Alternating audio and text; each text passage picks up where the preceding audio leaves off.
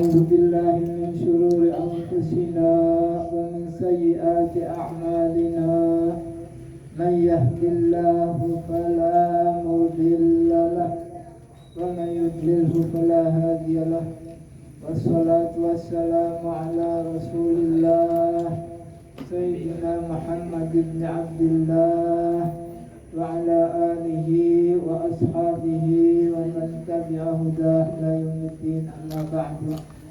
اللهم يا رب اشرح لي صدري ويسر لي أمري واحلل عقدة من لساني يفقهوا قولي. يا فتاح افتح لنا يا عليم علمنا يا فتاح افتح لنا يا عليم علمنا يا فتاح افتح لنا يا عليم علمنا. سبحانك لا علم لنا إلا ما علمتنا إنك أنت العليم الحكيم. الله العظيم. Anak-anakku yang dicintai oleh Allah Subhanahu wa Ta'ala, ini kali kedua saya ke majelis ilmu Universitas Al-Khairiyah, yang mudah-mudahan saja sekalipun satu kalimat bermanfaat bagi saya khususnya dan umumnya bagi kita semuanya. Amin. Dalam giliran saya yang lalu kita membahas tentang masalah taharah secara menyeluruh, khususnya adalah tentang masalah wudu, yang di dalam hadis wudu itu ada yang subhanallah kalau kita ikuti maka insya Allah kita akan bersama beliau atau sahabat Rasulullah Sallallahu Alaihi Wasallam Bilal bin Rabah, yaitu beliau selalu ataupun sahabat Bilal selalu memakai wudunya dan dia tidak pernah batal wudu.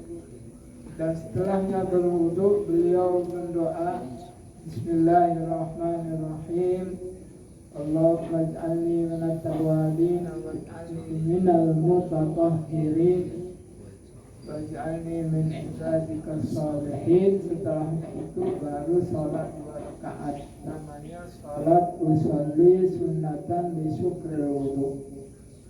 Itu yang pertama. Yang keduanya, kita telah istilahnya secara diskus membicarakan masalah tentang batalnya wudu di dalam Al-Quran, atau sekali lagi tentang wajibnya wudu. Wudu itu di dalam Al-Quran ayatnya hanya ada 4 ya wajibnya itu. A'udzubillahi minasyaitonirrajim. Bismillahirrahmanirrahim. Idza qumtum ilas sholati faghsilu wujuhakum. Pertama. Yang keduanya wujuhakum, yang keduanya wa aydiyakum ilal marafiq. Terus yang ketiganya wansahu liru'usikum. Yang keempatnya adalah wa arjulakum, ada yang bilang wa arjulikum, tidak apa-apa, ilal ka'bain, yang keempat. Tetapi di dalam hadis-hadis Rasulullah SAW, beliau sebagai uswatun hasanah di dalam kehidupan kita. Rasulullah sebelumnya wudu ada istinsaf, ada istinsar, ya, dan lain-lain sebagainya. Malah beliau menyarankan kalau kita bangun tidur, sebelumnya kita berwudu, yang harus kita basuh adalah tangan kita dulu, dua tangan. Karena di situ tangan kita tidak tahu ketika kita tidur, tidak tahu dia mabitnya di mana.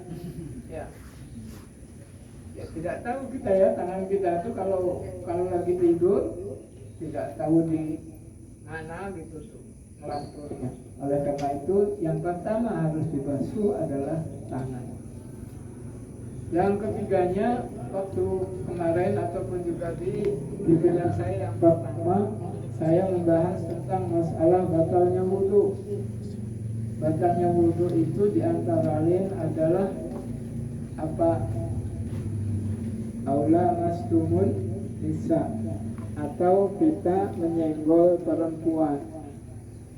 Di dalam kitab yang dikarang oleh Profesor Dr. Abdul Wahab Hafid MA, beliau adalah orang Al-Hairiyah, keluaran dari sini, dikirim oleh Al-Hairiyah ke Kairo, ke Mesir, dan alhamdulillah beliau adalah orang tua kita masih hidup di Serang adanya. Ini kan kota. Nah, di situ di dalam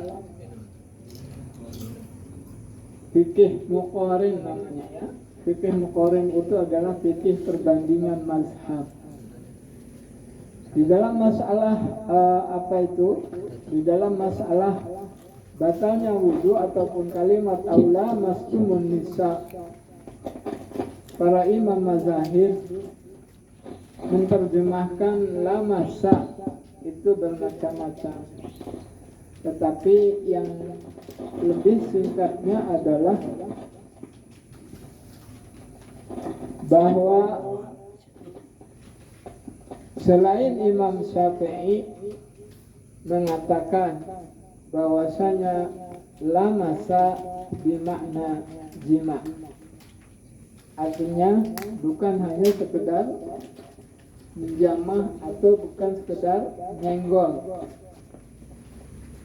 Artinya di situ kalau hanya sekedar nyenggol ataupun juga kakinya kena, kalau kita umpamanya tawaf di Makkah, ya, bersama-sama dengan perempuan yang apakah istri kita atau orang lain, maka kalau kita memakai mazhabnya Imam Syafi'i, maka kita harus berwudu terus, ya, tidak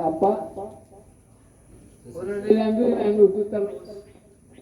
Tetapi kalau memakai imam yang lain yang memaknai la masa di situ adalah bermakna jima, maka kalau nyenggol perempuannya tidak istilahnya ada rasa atau rasa yang kita berhubungan dengan antara laki-laki dan perempuan, maka tidak apa-apa menurut imam yang lain. Tapi menurut Imam Syafi'i tetap lamasa bermakna lemas, yang artinya nyenggol apa saja ataupun disengat atau tidak disengaja, maka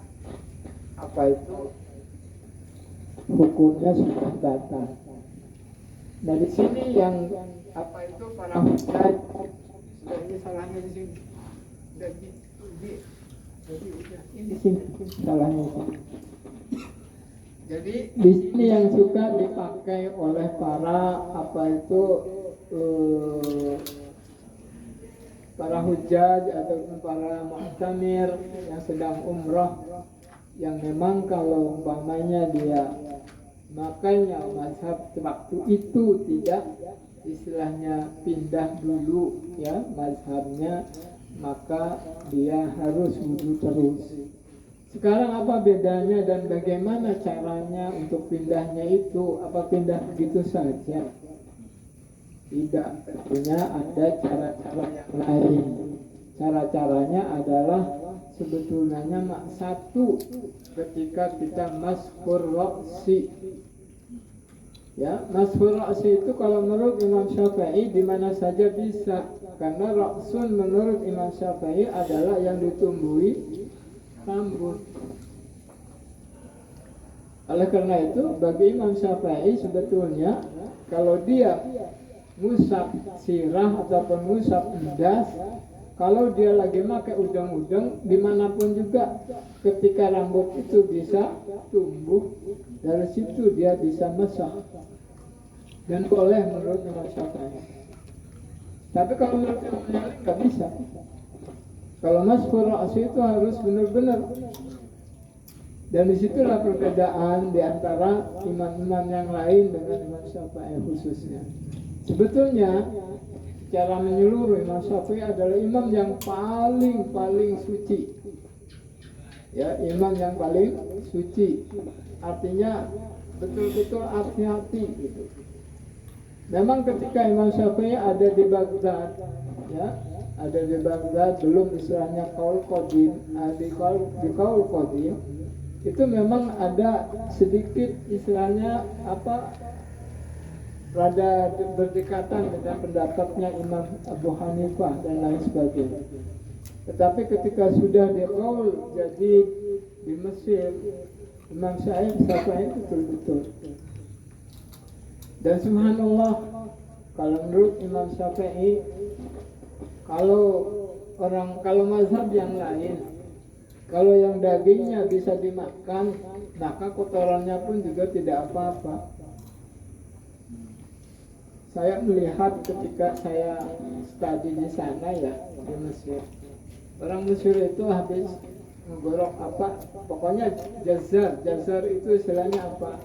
Tukang sembelih unta ataupun juga sapi itu kalau ada azan dibuka doang filmeknya ini langsung aja pergi. Subhanallah, padahal makan di situ dia habis netelin itu kan nggak tahu yang namanya kotorannya itu mungkin nempel. Tetapi mereka mungkin merasa berbeda dengan Syafi'i, maka ya boleh aja. Karena mereka mengatakan bahwasanya setiap yang dagingnya halal maka itunya pun juga tidak apa-apa. Dan orang-orang tua kita senang pada apa? Pada apa coba? Usus senum. Usus senum pun jurangnya apa? Pada bayi ya. Nah itu kalau menurut Imam Syafi'i orang boleh nangan usus senum pun pagi muji dapat nggak boleh. Sebab apa yang usus senum itu? Pun senum itu. Tapi ya kita memakai mazhab lain maka masih bisa memakan apa itu. Karena apa ya tadi itu dalilnya, yang dagingnya halal maka itunya pun juga tidak apa-apa. Oleh karena itu, kalau tapi sebaliknya ya orang-orang Syafi'iyah ya orang-orang Syafi'iyah maka sing mangani gesek. Gesek yang istilahnya campur anunya badannya dengan kotorannya tapi masih dimakan. Nah itu ya pokoknya kita sebetulnya dalam hal ini ya sudah jangan terlalu ya berdebatlah dalam masalah itu. Yang penting kita tahu ya bagaimana keadaannya ataupun juga bagaimana dalil. Baik, kembali kepada masalah yang tadi wudu, bahwasanya apa itu lamasa itu ada yang memaknai dengan jima.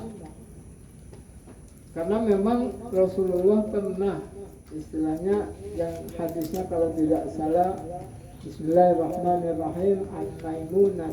Maimunah ini salah satu istrinya Rasul. Radhiyallahu anha qalat, Siti Maimunah ini berkata bahwasanya Rasulullah SAW langsung saja saya terjemah, yang artinya bahwasanya Rasulullah pergi ke sholat, qabbala katanya, qabbala ba'du nisa'ihi, Rasulullah mencium salah seorang istrinya, padahal mah dia sendiri mungkin ya, dia nggak mau terus terang kan. terus pergi sholat ulam ya tawadhu, dan dia pergi sholat tidak wudu lagi. Ini hadis yang memang sudah makruf ya, dan sudah istilahnya apalagi yang punya kelebihan sudah hafal. Dan ini yang istilahnya diberikan kepada para jemaah haji dan juga para jemaah umroh, agar supaya apa, istilahnya tidak, kalaupun juga hanya nyenggol saja mah tidak sengaja suara pampu. Rasulullah menyium istrinya gitu, salah seorang istrinya langsung pergi sholat. Dan nilai ta'ala subhanallah, saya sendiri ketika di sini adalah halal dulu di pesantren, memang saya pakai. Artinya ketika mereka mau pergi sholat ya ke masjid berjamaah, ya sayanya kebetulan ada di jalan bersalaman. Nah kalau saya yang umpamanya mazhab Syafi'i bayu, waduh wudu terus kita ya pongkel kayaknya. Berapa orang pesantren apa itu santri perempuan waktu itu, subhanallah. Jadi itu yang istilahnya sedikit apa namanya tentang masalah batalnya wudu dengan lames ya, dengan apa itu, dengan nyenggol ya. Istilahnya kalau jadi hadis yang tadi mencium istri pengabat, kalau menurut hadis tadi begitu ya. Jadi dan itulah yang harus yang dipakai, dan kita mahasiswa ya, awas ya, jangan diekspos keluar ataupun diekspos keluar nggak apa-apa, karena memang inilah yang dipakai oleh para hujjah ataupun muktamir ya, orang-orang yang umroh yang pada waktu itu sementara ya, waktu itu dia memakai apa itu hadis tersebut. Berarti mana Pak Haji, itu pendapat Imam Hambali ya? Pendapatnya selain Imam Syafi'i, selain Imam Syafi'i itu membolehkan. Baik, selanjutnya pada malam ini ataupun juga kalau mau ditambah tentang masalah apa itu toharoh,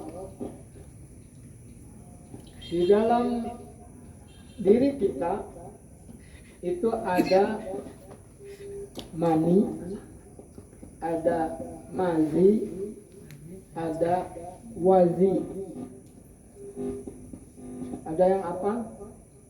Mani. Kalau mani itu sudah jelas ya, suci.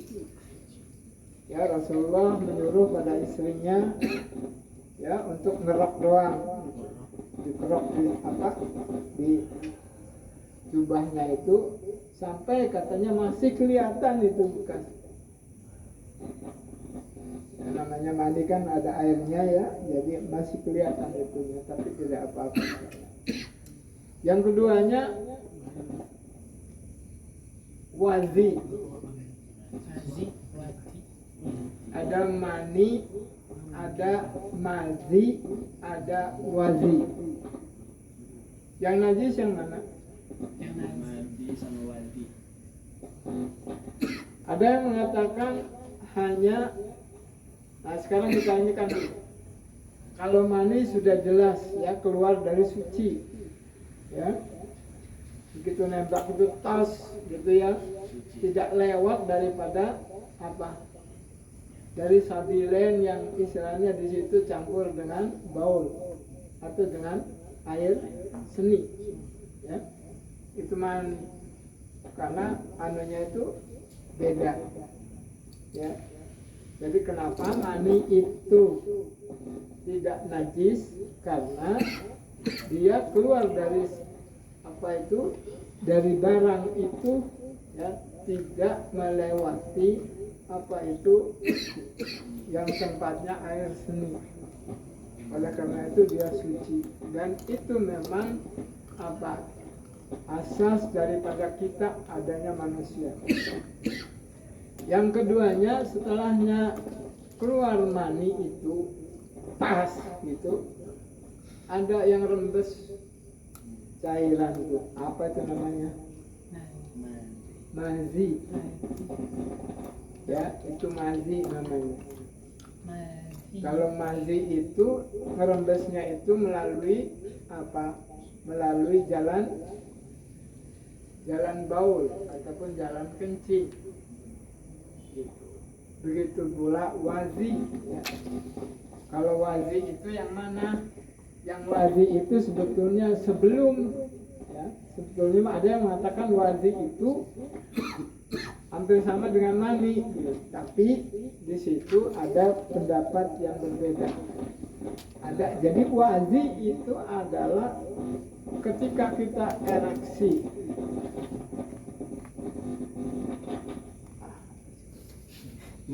Ketika kita ereksi,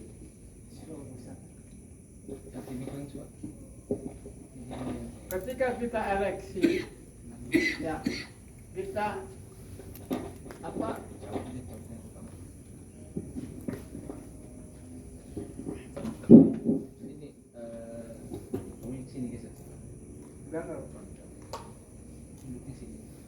Jadi ketika orang itu ereksi, maka di situ timbul apa? Timbul apa? Timbul cairan. Kita pernah nggak? Pernah nggak? Iya, pernah. Ya, pasti ya, pasti. Dan itu subhanallah, ya, subhanallah. Allah itu menciptakan sesuatu yang subhanallah. Ma khalaqta hadza batila. Yang diciptakan oleh Allah itu tidak ada yang sia-sia. Ya kan?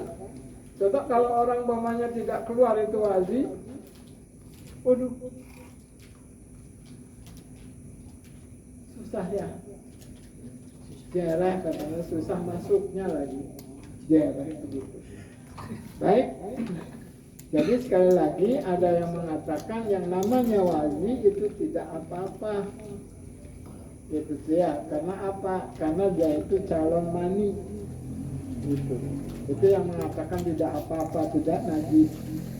Tetapi tetap aja kalau umpamanya kitanya tidak langsung, ya, maksudnya tidak langsung nembak begitu, ya, tetap di situ menurut pendapat saya atau pendapat yang lain daripada yang mengatakan bahwa wazi itu adalah najis. Artinya karena kalau yang istilahnya berpendapat tidak najis itu adalah yang istilahnya apa? Begitu ereksi, begitu langsung ya nembak. Berarti dia campurnya dengan mani. Begitu.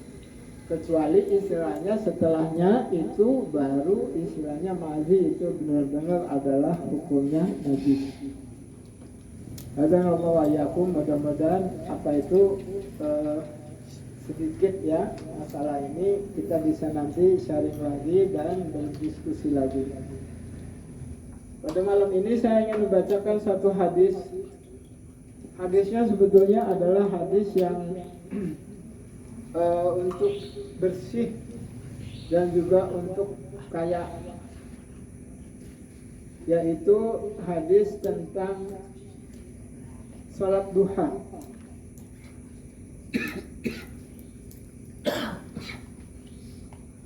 Qala al-muallif rahimahullahu ta'ala wa nafa'ana bi'ulumihi amin. Bismillahirrahmanirrahim. Ruya Abdullah ibn Buraidah ibn al-Khasib qala sami'tu Aba Buraidah yaqulu sami'tu Rasulullah sallallahu alaihi wasallam yaqul fil insani salasumi'atin wa sittuna mafsalan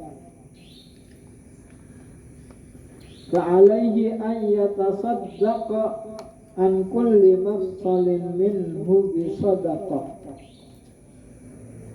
قالوا وما يطيق ذلك يا نبي الله؟ قال النخاعة في المسجد تدفنها والشيء تنحيه عن الطريق fa in lam tajid faraqata ad-duha tujzi'uka.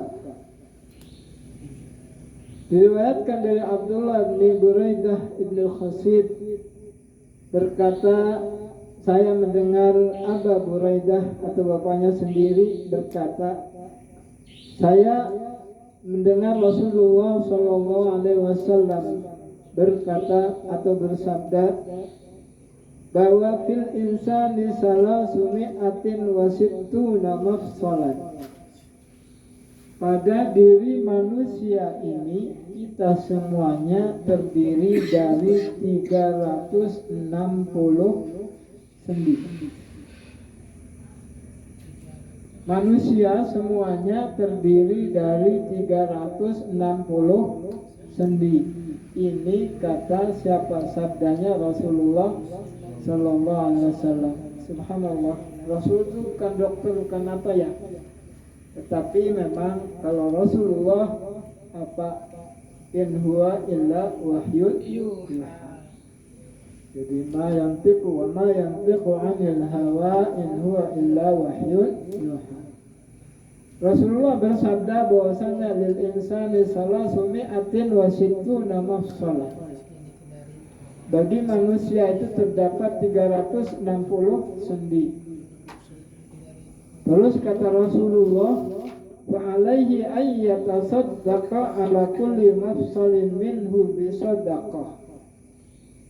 Pak Haji Munji, maka seharusnya katanya kita setiap hari memberi sedekah pada setiap sendi yang ada pada diri kita. Itu menurut hadis ini.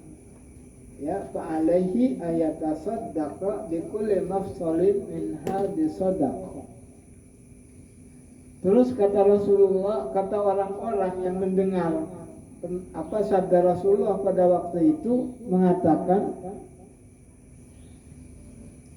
wa qalu wa ma yutiqu dzalika ya Nabi Allah. Jare basuh kubang sepati masak sing kuat kanggo bayar sedekah setiap sendi. Lamun umpamane seperak digah setiap sendiku, maka bayari sire-pire 300 widak perak. Waduh. Ya. Pusing ora sire kudu sedekah 300 widak setiap dina. Oh. Tuh, tapi Rasulullah apa memberikan apa? Memberikan suatu solusi. Selanjutnya baginda Rasul bersabda, an-nukha'atu fil masjid tadfanuha. Tahu nukha'ah itu?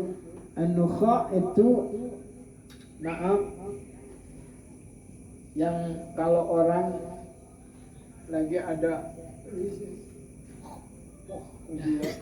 itu nukha'ah namanya, ya, ludah yang dahak. Nah, dahak. Jadi kalau dimaknai nukha'ah itu dahak fil masjid. Lah memang kalau masjid dulu Maya, Bapak pernah pertama kali menginjak Masjid Nabawi itu ada segini nih masih tanah. Itu dihususkan untuk siapa? Untuk orang Arabi, orang-orang Badui. Orang-orang Badui itu tidak mau sholatnya di semen ataupun juga di ubin gitu. Jadi mau sholatnya di tanah.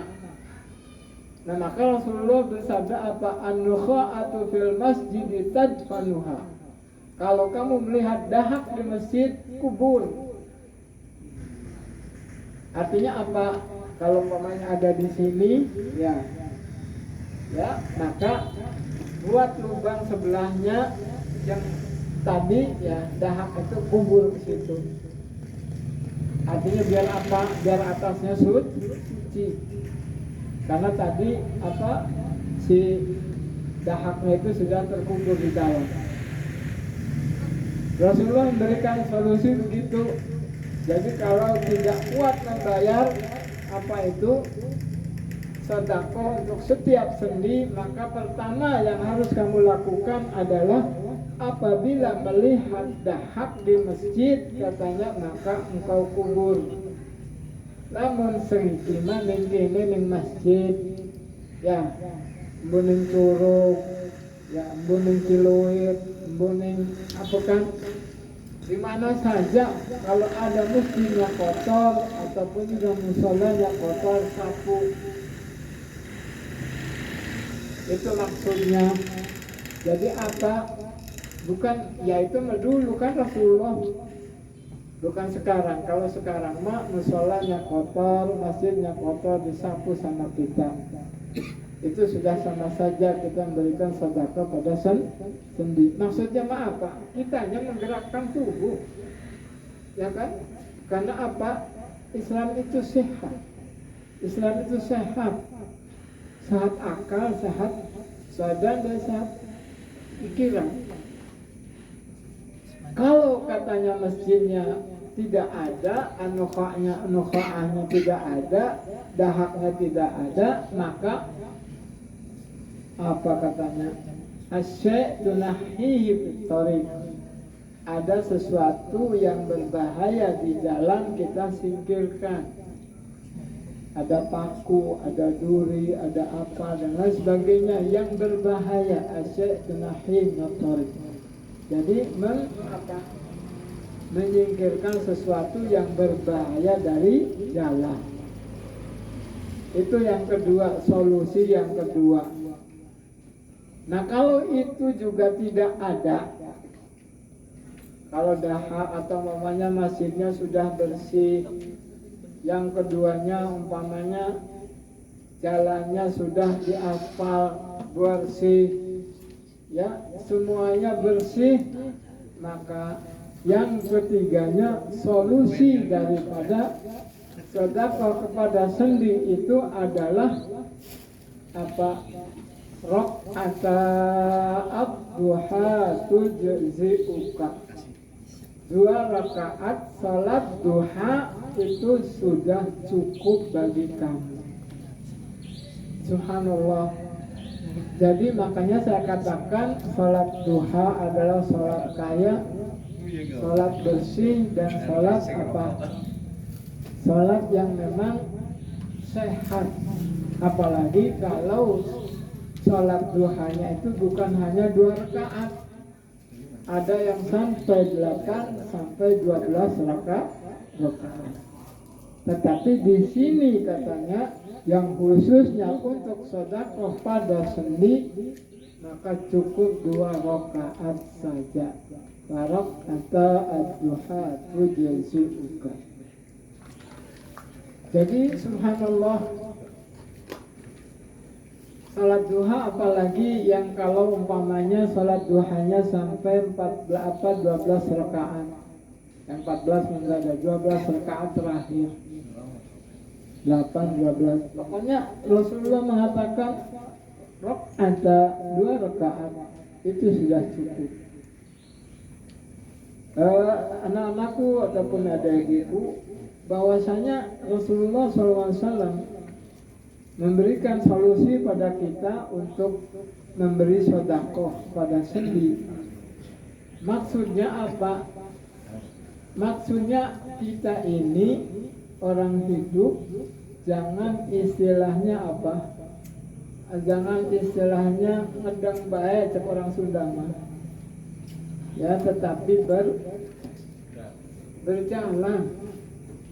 Ya, berjalan dan berusaha gitu semampu sekuat kita. Jangan istilahnya kita hanya tidur dan tidur saja. Jadi manusia atau mukmin mah harus berusaha itu dia.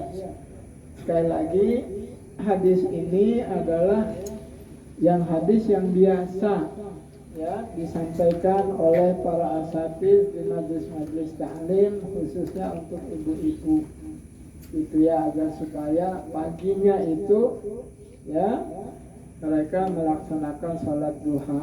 kita sebagai mahasiswa kadang-kadang lupa buru-buru mau kuliah ya yang artinya mak besok kemana ya sholatnya ya istirahat kuliah orang anu mak saleh utama mangan orang mangan berkalingan waktu zuhur azan dan wis hilang sholat duhanya. Padahal sholat duha ini adalah kalau yang mendawamkan sholat duha itu sama saja ya kita mendawamkan sholat malam. Sama saja istilahnya apa mendawamkan sholat malam. Tapi memang kalau sholat malam itu lebih besar pahalanya daripada sholat duha.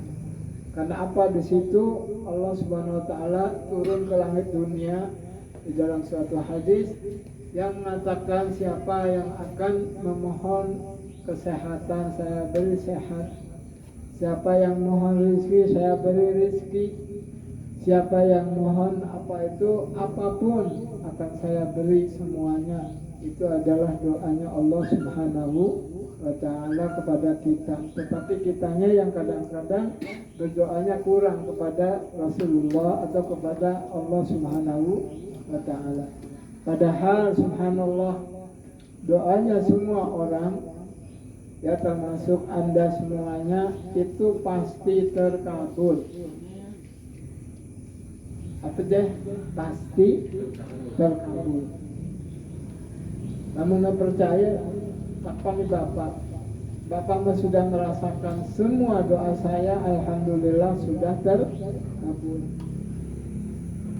Pengen dua rapi, alhamdulillah dua rapi. Pengen dua anak, alhamdulillah dua anak. Pengen lunga ning Mesir, alhamdulillah pernah lunga. Pengen haji, alhamdulillah pirang-pirang balik.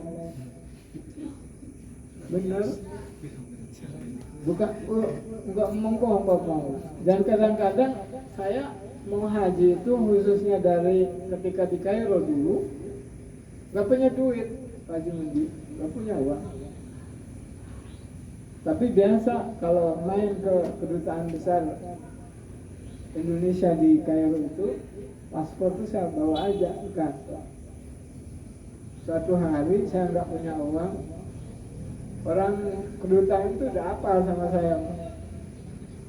Katanya Amin nggak berangkat tahun ini. Nggak punya uang Pak. Nggak boleh mana beli tiket saya bilang. Oh jadi itu Pak, lu katanya tuh butuh guide katanya. Ada yang diplomat itu kan harus ada pengawalnya, itu namanya guidance ya. Dan di situ saya hubungi, sudah kasih paspornya. Tiket dikasih, uang saku dikasih, berangkat Pak Haji Mundi. Jadi subhanallah yang namanya haji saya paling gampang. Doanya itu dari kecil sebetulnya pengen haji. Dan ya subhanallah ya yang saya katakan tidak terhitung itu saya nggak inget soalnya. Baru kehitung. Selama di Mesir itu saya 8 tahun terus-terusan. Apalagi selama di Madinah saya 11 tahun. Jadi subhanallah ya, nggak hitung pokoknya yang namanya haji. Jadi doanya itu benar-benar terkabulkan Pak Haji. Terus dan itu memang apa? Firman Allah Subhanahu wa taala. A'udzubillahi minasyaitonirrajim. Bismillahirrahmanirrahim. Idza sa'alaka 'ibadi 'anni fa inni qarib. Allah berfirman apabila bertanya kepadamu wahai Muhammad hamba-hambaku anni tentang aku, katakan pada mereka fa inni qarib, saya ini dekat. Lanjutnya ayat itu ujibu da'watad da'i idza da'an. Ujibu itu fi'il apa? Fi'il mudhari'. Fi'il mudhari'. Mudhari' masanya apa? Hal da istiqbal. Istiqbalan hal. Istiqbalan. Ya. Jadi pantas bahwasanya doa itu di dalam hadis Rasulullah SAW ada 3. Yang pertama doanya para anbiya, itu langsung. Ya, doanya Nabi Nuh bagaimana ketika sebelum badai datang. Karena Nabi Nuh sudah 950 tahun berdakwah, tidak ada orang yang ikut, malah katanya menurut cerita hanya 80 orang yang ikut pada waktu itu 950 tahun. Dan kalau umpamanya katanya dalam surat Nuh, silahkan dibaca, kalau dia berdakwah itu katanya semua nutup kupingnya.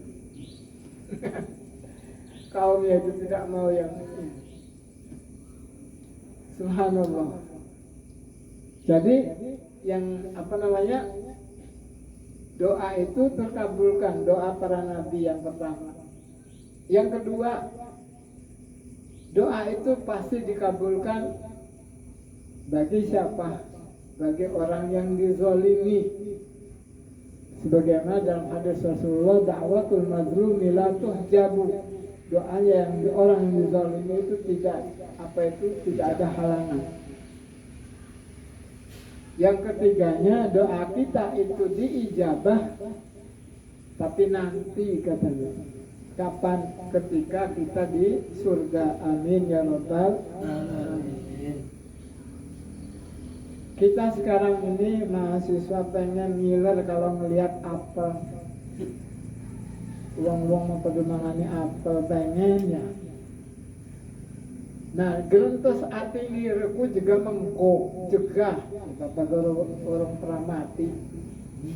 Jegah juga ning surga ku mengko. Ikut tekuk juga serane lagi jodoh, tekuk picit apel. Iya, gerenek ati ngirku kepengen iku. Ya. Itu nanti di surga datang. Ijabah doa kita, keinginan kita itu pasti kata Allah, yaitu nanti di surga. Yang ketiga, Lu nak mobil, nanti itu ke mobil ke surga. ya kuliman sila na Arab lu maneng din surga. Apa lu maneng tak tegal tong ba. Nah ke mobil ning kana mah. Ano na biko? Wong wis dengan enggak apa kan bidadari ke petang bulu. Wes pokoknya mah. Oh enak itu mah ya. Jadi subhanallah, kalau Allah berjanji uji bu pasti ya, tak ijabah, tapi mau kan pilih mudor. Jadi ujibana ujibuna tujibana ujibna tujibana ujibu ya. Jadi fi'il mudhari yang masanya adalah istiqbalan yang akan datang. Yang akan datangnya tadi itu kalau tidak di dunia ini dikabulkannya, pasti di akhirat nanti dikabulkan. Oleh karena itu yang penting bagi kita adalah doa. Pantas dalam satu hadis bahwa doa itu silahul mukmin. Doa itu adalah senjatanya orang beriman. Ya, doa apa saja. Dan Bapak katakan alhamdulillah, kalau saya alhamdulillah semua doanya terkabulkan. Apalagi masalah haji, pirang-pirang balen bolak-balik. Apalagi ketika Bapak di Madinah 11 tahun. Ya, subhanallah. Pulang ke sini juga masih tetap pulang pergi bawa jemaah haji. Amin ya rabbal alamin. Kesimpulannya ya adik-adikku, ya anak-anakku, bahwasanya manusia ini kalau untuk berbuat baik memang kadang-kadang susah. Padahal semua hal yang kita hadapi itu adalah ada pahalanya. ngaji kanan ge apa mana? Ya, apalagi ini mah. Man salaka tariqon katanya apalah mana hadisnya juga mungkin. Man salaka tariqon apa?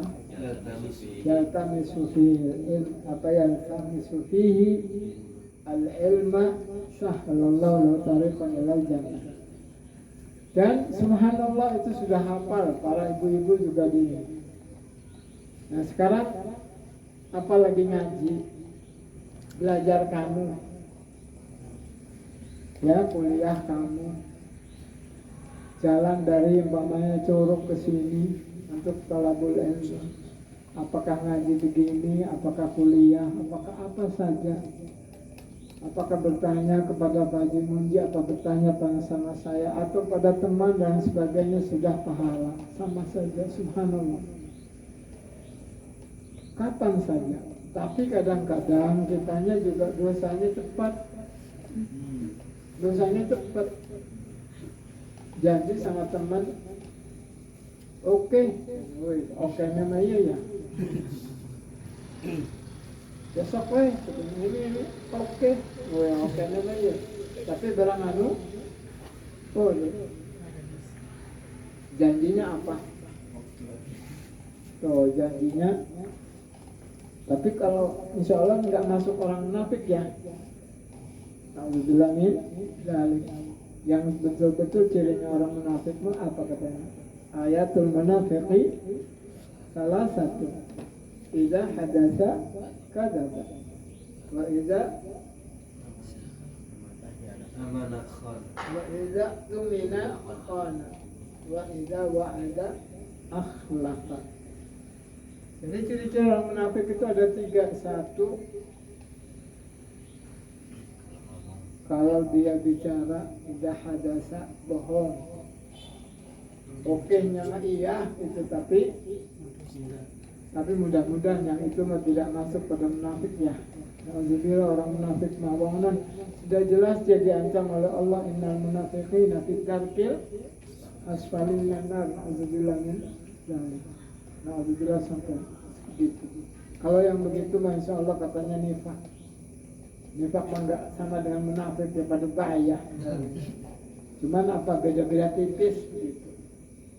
Jadi anak-anakku semuanya sekarang cerita daripada ini yang difotokopi ini. Yang difotokopi ini dulunya adalah nasyid yang wajib. Ya. Nasyid yang wajib yang diberikan kepada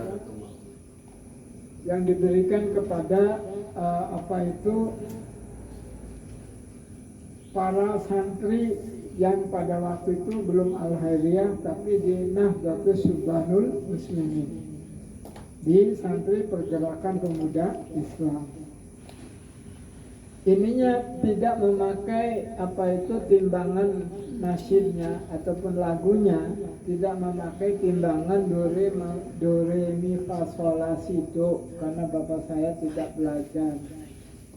Artinya tidak belajar di di sekolah rakyat, tapi belajarnya agama. Bisa menulis itu latihan sendiri, tapi tulisannya bagus ya. Bisa menulis itu bahasa Indonesia, latihan sendiri. Dan ini kalau bapak kemarin di hari pertama pernah ya bercerita tentang Jam'iyah Nahdlatus Syubanul Muslimin, yang Jam'iyah itu didirikan oleh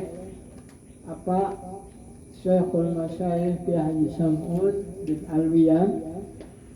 Maka bapak saya adalah muridnya beliau yang pertama, yang sampai istilahnya diberi kewajiban seolah-olah kamu katanya maju mundurnya pesantren terserah sir gitu. Jadi subhanallah sampai ketika bapak saya dijodohkan dengan ibu saya, yang ibu sayanya adalah anaknya Kiai Haji Aniuddin Kubang Sawit. Tahu Kubang Sawit?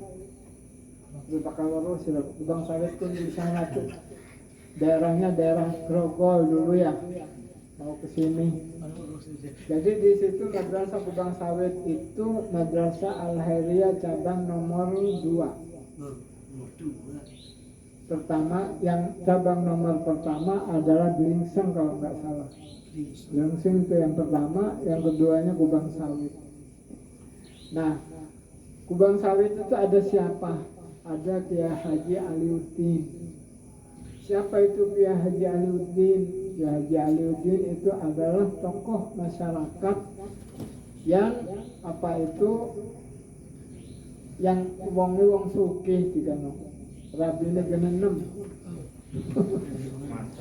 Tapi yang nempel itu adalah 4. Ibu nenek saya itu ya Hajah Marwiyah itu adalah yang terakhir. Nah, ketemunya bapak saya dengan ibu saya itu adalah wasilahnya siapa? Syekhul Masyayikh Isam'un.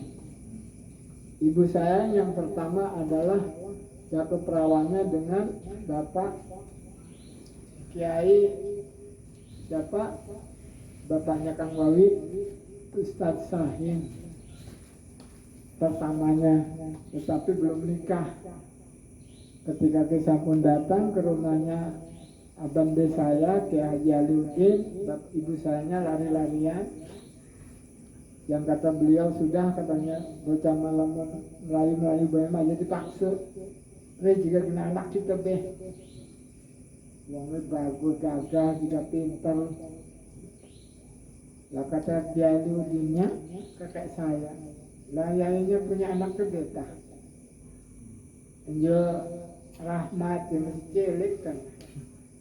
Terus ya yang lainnya gitu ya. Apalagi Ustaz Fatma belum lahir. Waktu itu belum lahir Ustaz Fatma. Karena Ustaz Fatma itu adalah nikah dengan Nyai Fauzah Kiai Sam'unnya setelahnya dinikahi bapak saya. Jadi bapak saya sebelum nikah dengan anaknya Kiai Aliuddin nikah dengan Nyai Fauzah. Gitu. Ibunya Jepat. Nah, bapak sayanya disuruh nikah sama ibu saya, itu tuh diputuskan Nyai Fauzahnya dinikahi oleh Isam'un, dapat Haji Fatullah Sam'un. Itu orang dulu mah gitu ya. Oh gitu ya? Iya, orang dulu mau gitu kan, nurut aja sama kiai. Luar biasa. Boleh lah. Itu biasa di luar kan. Jadi subhanallah begitu. Makanya Pak almarhum ya Haji Fatullah Sam'un, kalau dulu saya di kampus ini, kalau saya jauh itu beliau berhenti dulu zaman ke Ustadz almarhum Profesor Dr. Imati Hamdi almarhum yang menjabat pengurus besar di sini PB dulu, atau beliau anunya dulu di sini. Itu melihat saya jauh tuh berhenti Ustadz Fatullah mah. Istilahnya salam dulu lah gitu, salaman. Jadi subhanallah orang dulu mah bagaimana kata kiai ya, karena memang kiai itu orang dulu mah kiainya itu bukan kiai picisan. Namun saya kira kiai ini kiai proposal. yang proposal ya, yang tidak ya. Ya ada yang begitulah ya, tapi ya itu mungkin nazir gitu ya, hanya sedikit gitu. Ada yang namanya memakai kiai itu ya, kiai haji, beneran dah ada titelnya lagi, tapi adanya di pendopo. Yang dibilang enggak. Subhanallah. Kalau bapak saya dari sejak nyantri ya, siapa dari sejak nyantri itu memang orang nggak punya ya, sampai istilahnya di pesantren ya, ditanam oleh Syekhul Masyayikh Kiai Sam'un. Itu memang nggak punya apa-apa ya, ngandelin Allah aja.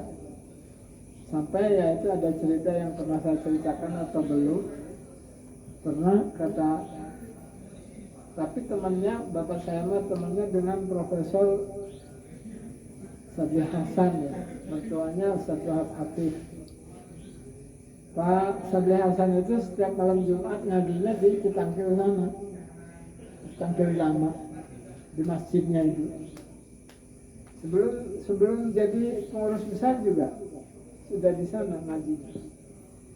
Jadi kalau datang itu asar ya, az-zuhur gitu. Zuhur datang, udah langsung ambil air wudhu, masuk tidur gitu. Profesor Sabri Hasan. Asar itu bangun, mau asar gitu bangun, sudah sholat asar berjamaah dengan bapak saya. Beliau kan ngajinya tafsir ya, jadi Al-Quran itu dari Quran dia tafsirkan. Profesor Sabri Hasan itu kan pernah di Kairo juga, pernah di Mesir. Itu mau ngaji nanti malam itu tafsir dari maktabah apa itu, bapak saya itu di kamarnya dikeluarin semua tafsir. Itu orang dulu ya, profesor sudah Arab ngaji ngedelam semua kitab tafsir diturunkan. Baca Sayyidi mah sohor bahaya Arab ngaji pokoknya mah disini anu bahaya. Padahal itu masya Allah ceramah mulut asal baik.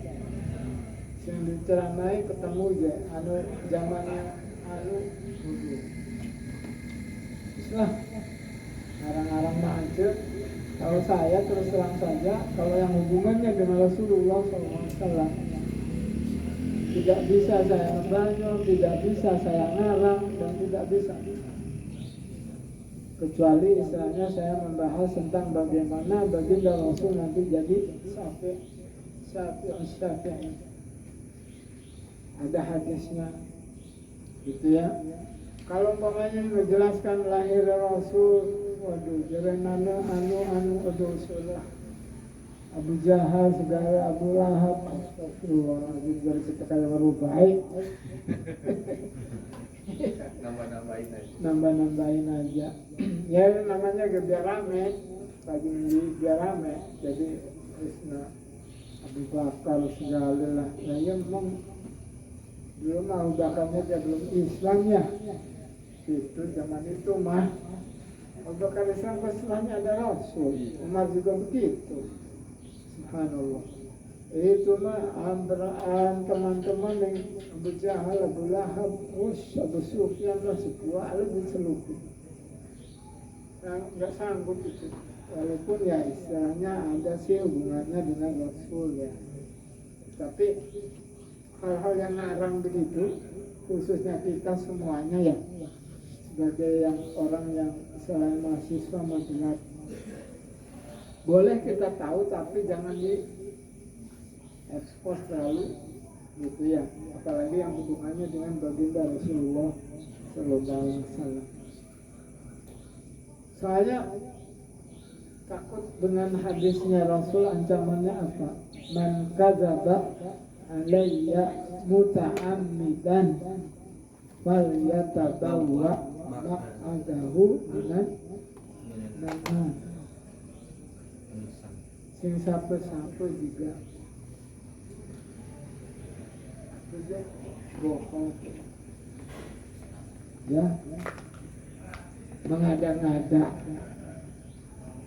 tentang Rasulullah atau dari Rasulullah, maka tempatnya nggak ada lagi, katanya neraka. Nauzubillah. Oleh karena itu, kenapa kalau kita sekarang ya maaf ini ya membahas masalah hadis ya sedikit, kadang-kadang ada ya sebagian kelompok yang kalau kita membaca hadis ditanya hadisnya sahih apa tidak. Ya, itu banyak ya. Ditanya hadis sahih tak benar. Jadi kita sirik tuh. Kayak orang yang hadis sahih kayak aku. Ya. Saya sebetulnya bahwa hadis ini yang gede ini adalah kitab yang namanya Al-Lu'lu' wal Marjan fi mattafaqa baina syaikhan. Jadi kitab Lu'lu' wal Marjan ini kitab hadis yang hadis-hadisnya adalah ittafaqa baina syaikhan Al-Bukhari wal Muslim. Jadi ini kitabnya dan gede ini soalnya berapa ada berapa bab ini, ada berapa juz gitu, ada juz 1 sampai 4, makanya tebal. Jadi di sini adalah jelas hadisnya sudah. Kalau ittafaqa bain al-Bukhari wa Muslim berarti hadisnya sahih. Sekarang apa bedanya? Nah, sekarang balik lagi. Hadis itu apabila memang tentang masalah ahkam ad-diniyah atau ahkam asy-syar'iyyah, maka benar harus ditanya, ya, apakah itu sahih atau tidak. Sebab kalau kita ngulik, ya, adik-adik sekalian, atau membaca sejarah pada wafat Rasulullah SAW, kalau kita baca sejarah khususnya ba'da khulafa ar-rasyidin, ya, itu subhanallah carut marutnya agama Islam itu subhanallah. Jadi ya kadu kalau orang yang tidak istilahnya belajar terbawa itu.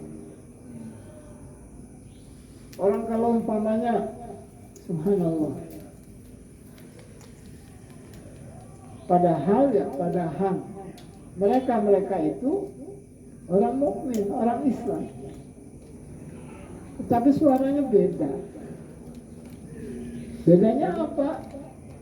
Ya menurut yang membedakan sebetulnya,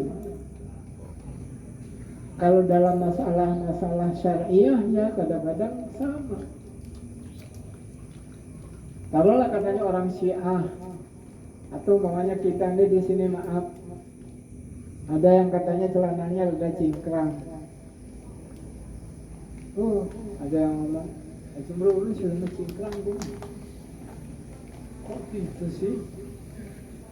Orang pakaian aja itu mah, sama Qurannya sama, hadisnya sama semuanya. Hanya memang ada perbedaan sedikit saja, ya, di dalam masalah pelaksanaan apa itu syarak, ya. Yang syaraknya itu bukan syarak yang wajib ataupun bukan yang fardu, tetapi hubungannya dengan apa? Yang furu'iyah. Tahu furu'iyah? Yang cabang-cabang. Masalah sunnah wudhu lah, sunnah puasa lah, dan itu aja sebetulnya. Kalau Qur'annya sama, ya hadisnya sama yang dipakai. Itu. Oleh karena itu, pedoman kita adalah kalau seandainya memang si hadis itu dipakai untuk ahkam syar'iyah, memang betul harus kita teliti. Sekarang meneliti atau menelisik hadis itu kayak apa? Cobalah kita sekarang begini saja, cara mudahnya ini, ya. Hadis itu tidak akan istilahnya sahih atau mutawatir. Apa itu sahih dan mutawatir? Buku sahih redakti, mutawatir maning, ya. Mutawatir adalah yang tawatarat, ya, ataupun yang ruwatuhu aksar min wahid. Hadis mutawatir itu, ya, kayak umpamanya innamal a'malu binniyat yang diriwayatkan oleh Umar bin Khattab, ya, Umar bin Khattab, itu banyak lagi sahabat-sahabat yang meriwayatkan. Nah, itu adalah hadis mutawatir namanya, dan itu pasti sahih. Hanya sekarang begini, Orang ke papan tulis tuh ya. Wonten iki, Pak. Mana itu sebelahnya? Ada. Sudah wonten. Berapa sih? Digeser papan tulisnya di Geser ke depan. bekas batu. Surat. Oh, ya putih. Jadi yang namanya hadis itu pertama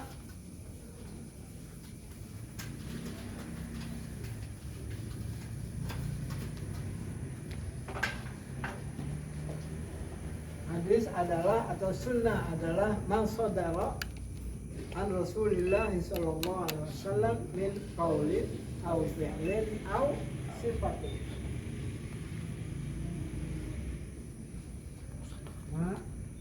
Masodara an Rasulillah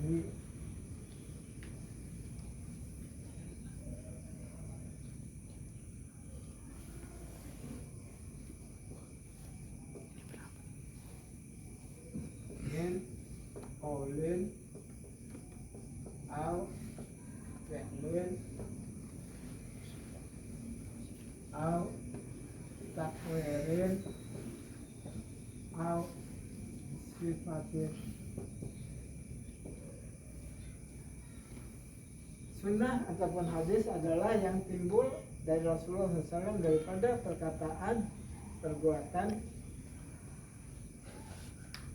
ketetapan ataupun sifat. Sekarang yang kaulin, fi'lin sudah jelas. Kalau sifat juga sudah jelas. Takrir yang mana?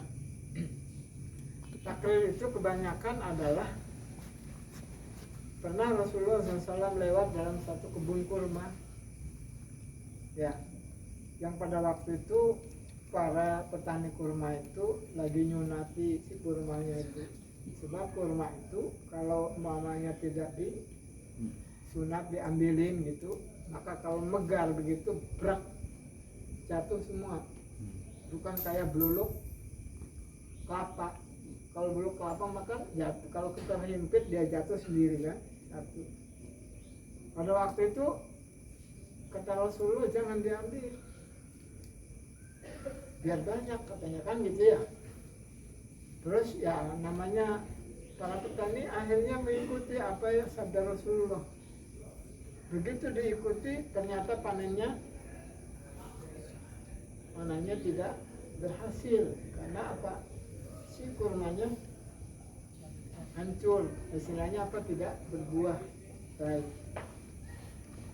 Maka ketika itu akhirnya ketika ditanya oleh Rasulullah bersabda apa? Yang kata para petani itu kan antum yang bilang katanya harus di apa dibiarkan dan sebagainya. Terus kata Rasulullah akhirnya ada sabda beliau yang terkenal, antum a'lamu bi umuri dunyakum. Ini khusus dalam masalah muamalah ya. Jadi masalah muamalah itu yang diambil adalah antum a'lamu bi umuri dunyakum.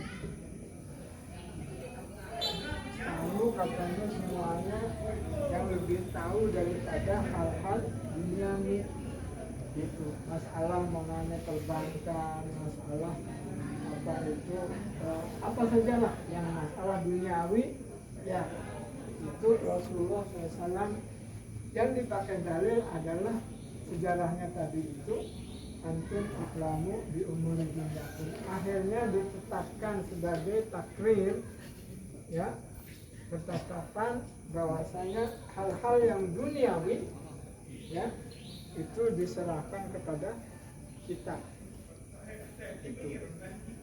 Itu adalah yang takrir ya.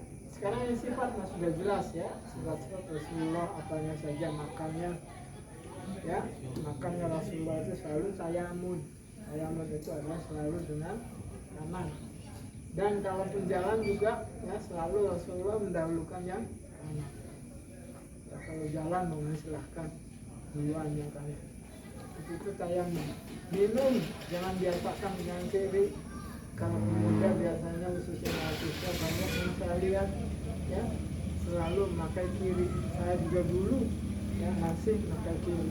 Tapi alhamdulillah kalau sekarang sudah tayamum ya mengikuti apa yang dikerjakan oleh Rasulullah. Baik, jadi sekarang jenjangnya yang namanya sunnah itu adalah ini, kalau ini adalah Rasul, di sini adalah sahabat, di sininya adalah tabi'in,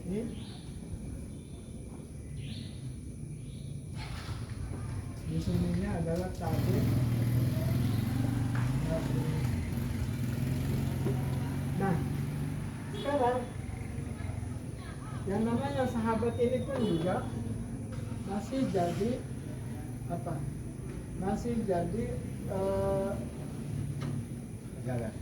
masih jadi sorotan para alim ulama hadis. Apa itu sahabat? Sahabat adalah orang yang hidup di masa Rasulullah SAW dan mengenal Rasul dan selalu bersama Rasulullah SAW sampai akhir hayat. Itu adalah namanya definisi sahabat yang menurut sunnah yang baik. Artinya sahabat adalah orang yang hidup di masa Rasul dan mengenal Rasul dan selalu hidup bersama Rasul sampai akhir hayatnya. Itu adalah sahabat. Ada yang mengatakan bahwasanya sahabat itu adalah yang hidup di masa Rasul aja. Berarti ya, yang pada waktu itu ada orang yang hidup di Mekah, ada yang hidup di di Muzdalifah, ada orang yang hidup di Baghdad, ada orang yang hidup di Maroko, ya, di negara Arab dan sebagainya. Itu bisa dikatakan sahabat. Kalau waktu itu Rasulullah ada masih hidup, tapi itu adalah bukan versi sunnah atau bukan versi hadis. Karena versi hadis sudah jelas, sahabat adalah orang yang hidup di masa Rasulullah dan ya kenal dengan Rasul, wala wakilanya, dan juga mengetahui ya segala sesuatu tentang Rasul setelahnya itu sampai akhir hayatnya. Mohon maaf Pak Kiai, Yuk. kenapa masalah akhirat tidak tahu dalam ulama? Mohon maaf. Masalah akhirat ini jelas lah. Allah Subhanahu wa Ta'ala sendiri bilang, pernah ditanya Nabi Muhammad SAW, A'udzubillahi minasyaitonirrajim, yas'alunaka 'anir ruh. Bukan akhirat juga, masalah ruh. Kalau di akhirat mah Rasul bilang apa? Wahyu datang. Qul, katakanlah Muhammad, ar-ruhu min amri rabbi. Ruh itu adalah masalahnya urusan Allah. Apalagi masalah akhirat, ya. Oleh karena itu dalam masalah yang dipotong di sini kita jadi menanti ke pertanyaan. Jadi balik lagi pada masalah hadis, ya. Nah sekarang kalau seandainya, tapi nanti aja kali ya diteruskan nih. Ini jam berapa ini? Setengah 10 kan? Udah setengah lewat 30 menit. Jadi insya Allah nanti diteruskan ya tentang ini aja nih ya, tentang masalah hadis ya, yang hubungannya dengan nanti masalah sunnah. Jadi ada yang mengatakan ya gitu. Contohnya begini sih, contoh jelasnya. Kata saya nih, ini contoh hadis nih ya. Kalau bahwa di tol Merak ada kecelakaan. Kata siapa? Kata saya. Siapa yang cerita? Haji Munjim. Pantas kadang kalau Pak Haji Munjim mau, Pak Haji Amin mencekat, beliau mah kayak gitulah ya.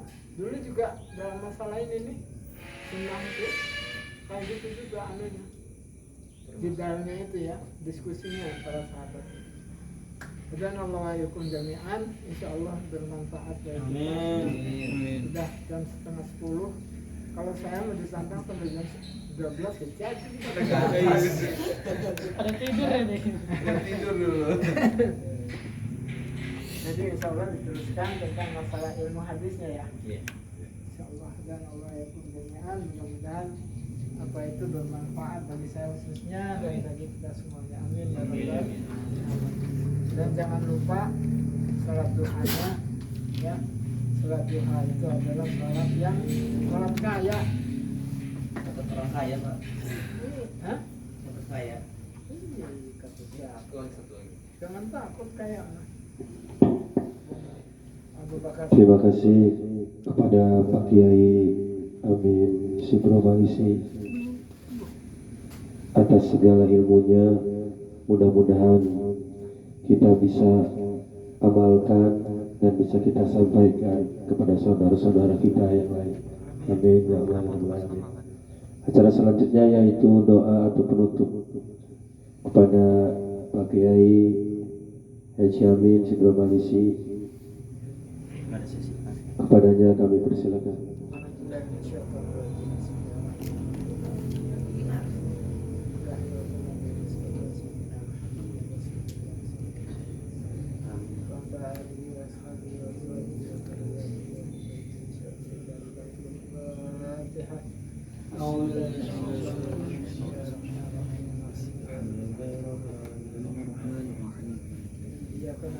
إياك نعبد وإياك نستعين اهدنا الصراط المستقيم صراط الذين أنعمت عليهم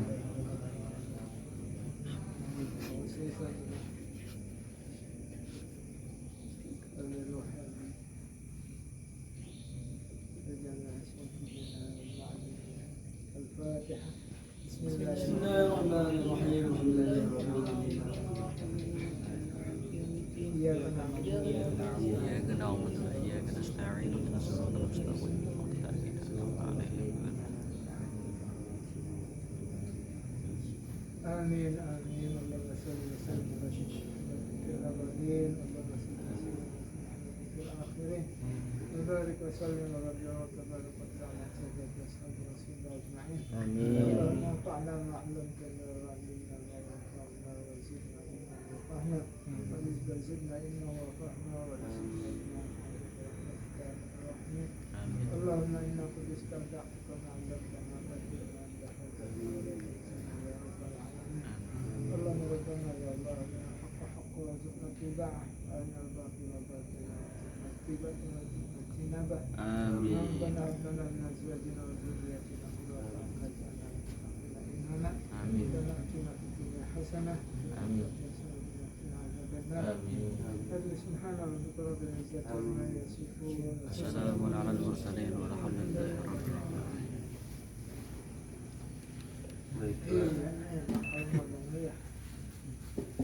Baiklah, saya sebagai pembawa acara meminta maaf atas segala kesalahan dan kekurangan dan terima kasih atas segala perhatian. Kita sama-sama tutup acara ini dengan mengucap lafzul hamdalah. Alhamdulillahirabbil alamin. Wa'afu minkum wassalamualaikum warahmatullahi wabarakatuh. Waalaikumsalam